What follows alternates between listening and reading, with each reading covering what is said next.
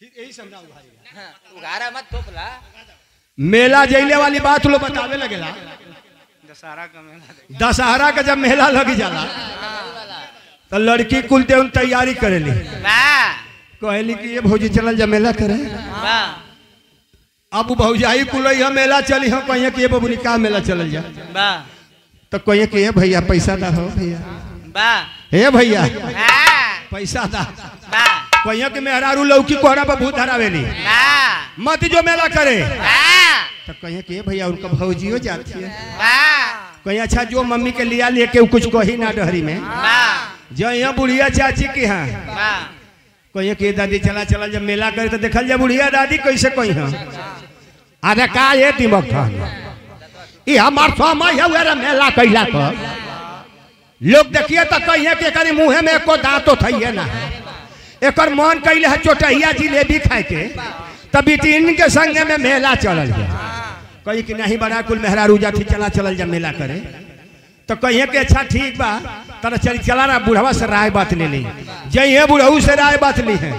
लमही से कहिए का सुना था हो कहिए सुना था हो तू हर दिन भर खरियाने में ही राउर भय लहला, तो कहिए कि अच्छा तो एक बोल का सहूर ना है एक बोलाला का सहूर ना आया, एकरे मुँह में का दांत टूट गई लेकिन बोलाला को सहूर ना आया, तो कहिया है अच्छा तो दिन रात खरियाना में ही राहुल कैले है बा दिन भर खरियाने में एक बित्ता का जीव लेकर लपल लपल बर्फ चाटेला, सांझ होले तो कहला कि ये बुढ़िया बुखार तो तोहरे बुखार में तीजरा झोरो हाय करेला। अब बुढ़िया बुढ़वा अपने में राय बात ले ली है, जाके बुढ़िया गाई जब जाई कक्कन छोड़ावे चाहे मेला जाई तो कर लगे रहेला गीत,